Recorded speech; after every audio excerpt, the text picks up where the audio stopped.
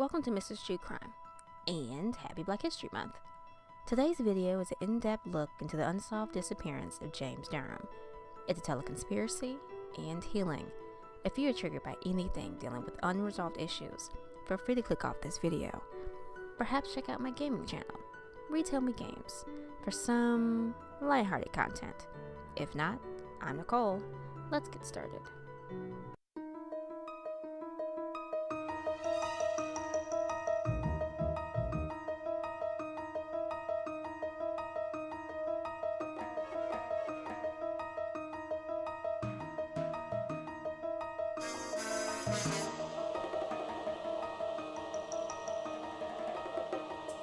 James Derham is the first African American to practice medicine in the United States.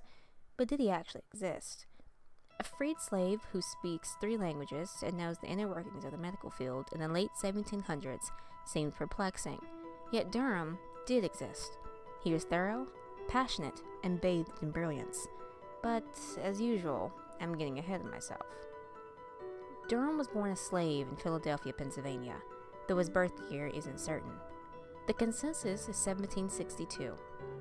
Records on Derham's parents, or if he had siblings, are practically non-existent.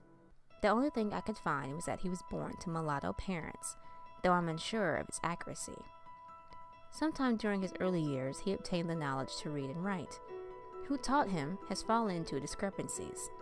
Some reports state it was prior to his enslavement to Dr. John Kersley Jr. Others say Kersley taught him. What the reports could agree on was the importance Kersley played in Derham's life.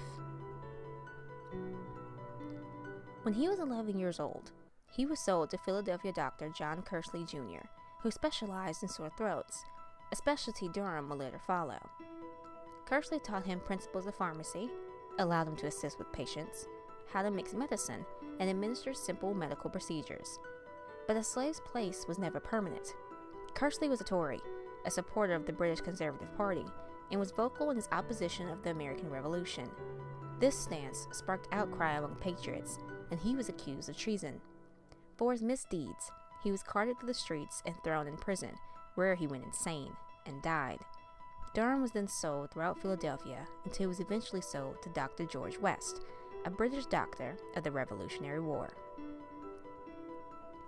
Derham was around 15 by the time he came under West's custody. West continued to grow Derham's knowledge of the medical field, employing him with menial medical tasks. At the end of the war, Derham was sold once more to Dr. Robert Dow of New Orleans. Reports of the next events vary, but the consensus about Dr. Dow was that he found a friend in Derham, enhancing his medical expertise and making him his assistant. Derham obtained his freedom in the 1780s, but how isn't clear. Either Dow, fond and appreciative of the rising practitioner, granted him his freedom, or Derham purchased it himself.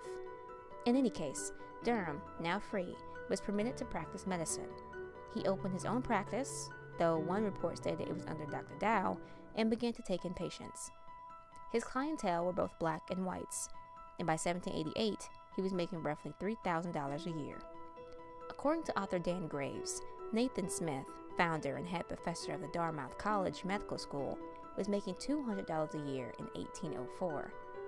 The salary for a physician today is loosely determined by location and field, but a 2017 survey saw the annual take-home pay at a $294,000 average, with the black physicians making 15% less than white physicians.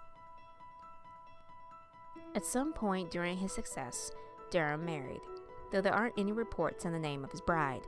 The two didn't have any children. Along with his practice, Derham published medical papers, catching the eye of Dr. Benjamin Rush.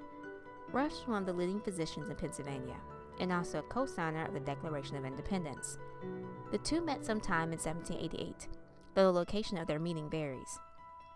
Rush was impressed with the doctor, finding his eloquence in the French and Spanish language remarkable. In November 1788, Rush wrote a letter to the Pennsylvania Society for promoting the abolition of slavery about Derham. An excerpt from it reads, "There is now in the city a black man of the name of James Derham, a practitioner of physic, belonging to the Spanish settlement of New Orleans on the Mississippi. I have conversed with him upon most of the acute and epidemic diseases of the country where he lives, and was pleased to find him perfectly acquainted with the modern simple mode of practice in those diseases. I expected to have suggested some new medicines to him, but he suggested many more to me. Rush's appreciation of Derham led to correspondence between the two for a decade. If it wasn't for these letters, it's possible the story of James Derham may not have come to fruition. Derham's letters to Rush were filled with praises and kind favors to the man eventually diving into medical care and ointments. In one letter, Derham details how to treat a sore throat, which Rush reads before the College of Physicians in Philadelphia, though it was not well received. He also asked for medicines from Rush because the supply in New Orleans were limited. In an unmarked letter, Derham remarked how yellow fever, an infection caused by a virus spread through mosquito bites, had begun to grow among the English. He states that out of 50 yellow fever patients he lost only 6, which was much less than any other doctor. Continuously, Derham asked for medicine and updates on Rush's health. When Rush's replies were slow or rare, the letters ceased between the two for 5 years. Then in February 1800, Derham wrote to his dear friend again. He thanked Rush for the letters and spoke of another yellow fever outbreak. This time, he treated 64 patients and lost 11. For the next year, their writings would continue, with Derham requesting more medicine and introducing Rush to his former owner, Dr. Dow.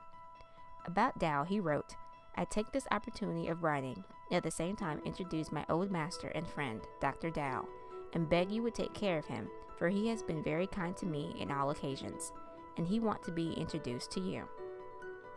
Sometime in 1801, New Orleans limited his practice because he didn't have a formal medical degree and was only allowed to treat sore throats, but it seems he may have continued treating other illnesses. The last letter Derham wrote to Rush wasn't requesting help for himself or that he was in trouble, but asked if he could send him information about the pox. A few of his patients had developed the strange disease, and it wasn't chicken or swine pox, and Derham was stumped. After that, James Derham seemed to vanish into thin air. There are no more records of any more letters between the two, or any records of Derham at all after 1802. Some believe that he left New Orleans to practice medicine elsewhere. Others believe he was lynched, but there are no records of his death, despite reports putting it in 1802. He had a wife and a devoted friend in both Rush and Dow. If something happened to him, wouldn't they have known? Wouldn't Dow or even Derham's wife, if she knew how to read and write, submit a letter to Rush about Derham's disappearance? Yet nothing has ever been discovered. The disappearance of James Derham leads to more questions than answers, but one thing that has yet to be disputed is that he was the first African-American physician in the U.S. In a 2015 statistic breakdown, it was reported that men make up 64.4% of physicians and women make up 34.6%. 4.9% of physicians are black. In 2016, that number was 7.5%, according to a Bureau of Labor Statistics report. There are a lot of factors to consider when calculating percentages of gender or race in the medical field. What can be true today may not be true tomorrow. I'm Mrs. True Crime, and remember to be kind, be loud, be aware. For more information about James Derham, why not check out some of these awesome links? And if you like what you saw and heard today, why not drop a like and a comment? Maybe subscribe while you're here? I make new videos every Tuesday and Friday, and you don't want to miss what's in store.